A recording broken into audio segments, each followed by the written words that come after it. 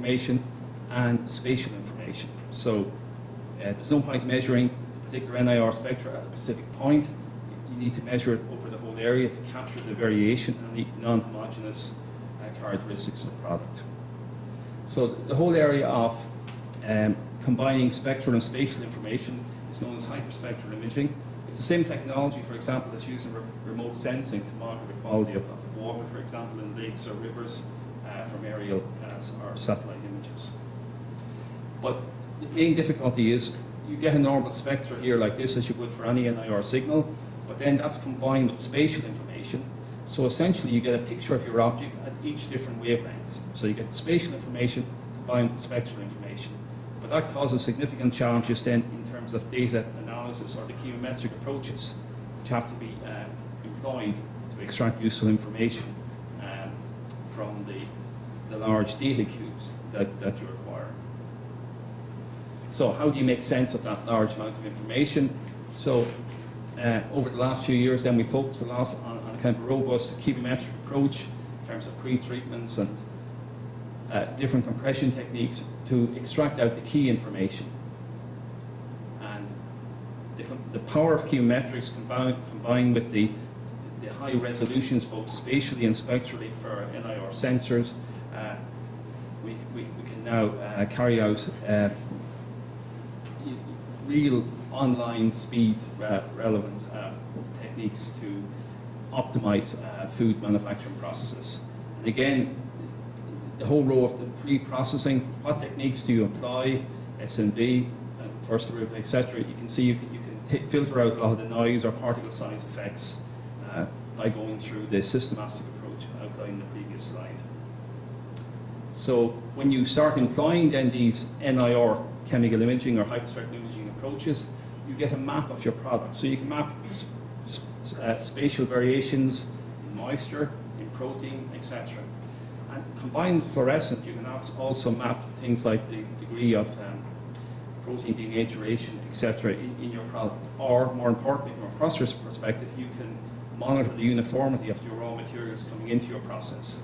So unless you capture that uniformity and minimize it, again, it's impossible to make the final product quality that your end users require. Other approaches, just the whole area of mixing is a huge challenge in the milk powder area, particularly in infant milk formula where there's not dry blending. How do you ensure your product is mixed? So traditionally, processors generally over-mix all their products with any effect that would have on the agglomerated product that's there. So by combining a multiplex approach where you have 4 or 5 or multiples of that of multiplex fibers coming in, when all these signals, the variation between them is minimized, you have a very good index of degree of uniformity. So again, it's kind of a novel approach to provide an industry relevant output. Other area dealing with powder is probably one of the biggest challenges is to manufacture a powder that's repeatably, the dissolution kinetics are repeatable. So two very powerful PAT tools or process analytical sensors are the focused beam reflectance measurement, which is again related to particle size. It can be used in an online environment. It's used widely in the pharmaceutical sector. Again, very useful to monitor unit operation, particularly in the early stages of milk powder manufacture. That can be combined with a particle vision microscope, again, which provides complementary information. So it's now possible to control these very specific and key unit operations in infant formula manufacture to ensure a repeatable product with consistent product attributes. In terms of product attributes of a powder, the particle sizing is a critical one, and we have carried out some work with VTT in Finland on the whole area of particle sizing. It's really challenging, particularly if you want to do it in industry relevant mode, with moving particles, you have edge effects, size distribution, non-spherical shapes. To get representative data is a real challenge. So one of the areas we're looking at is developing models to predict particle size using some optical-based approaches, using short pulses and we capture an image. And that 2D information then that we obtain is combined with 3D imaging effects where we can capture particle morphology.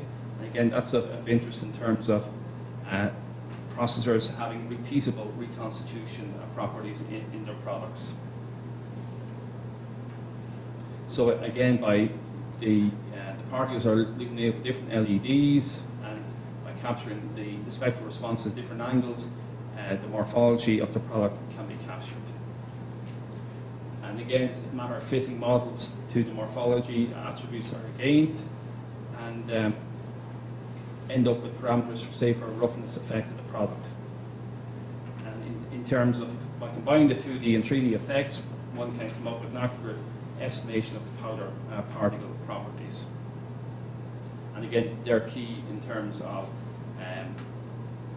ensuring the reconstitution properties are meet the required specifications. And again, you come up with shape aspect ratios. So there's an example of the configuration that we carried out in the pilot facility with moving powder to capture through a glass window. So the morphology of the product really, again, gives you so much information, and you can then guess it's really applying these advanced process analytic tools to monitor and control your process. Another area that we've only started to work on briefly, but we're very excited about, whole area of fluorescence. It's by very much, it's an underutilized spectroscopy tool.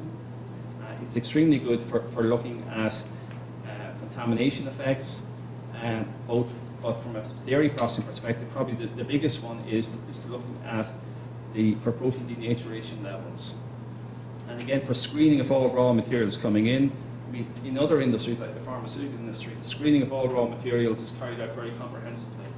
In the food industry, that approach is only filtering through slowly, but it can be accelerated by using these new and emerging tools. And the key challenge is, how do we take the spectral responses that we get from these sensors and then to make meaningful correlation using chemometric methods with the parameters of interest. So, just looking at the whole area of PAT adoption, there are incredible opportunities to improve the advanced manufacturing capability in the dairy sector in particular. I would say, again, two countries stand out as being excellent early adopters of PAT. That's New Zealand and Denmark. I think we can say the PAT is successfully adopted by industry when the PAT philosophy is an embedded part of manufacturing culture. So people are committed to it and are properly trained. From a processing perspective, PAT tools have to be integrated with the other corporate quality management and product release systems. So it's moving to a kind of product release approach that's adopted, particularly in the pharmaceutical sector.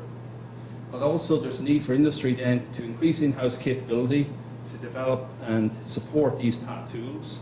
And that means companies may be recruiting non-traditional skill sets, more process engineers, more people who are expert in chemometrics, and also in the whole area of optics. So I'd just like to, before I wrap up, just to acknowledge some of the funding authorities who have supported the work I briefly outlined there. And thank you for your attention.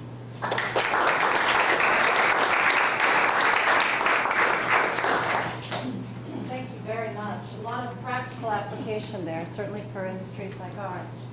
So thank you.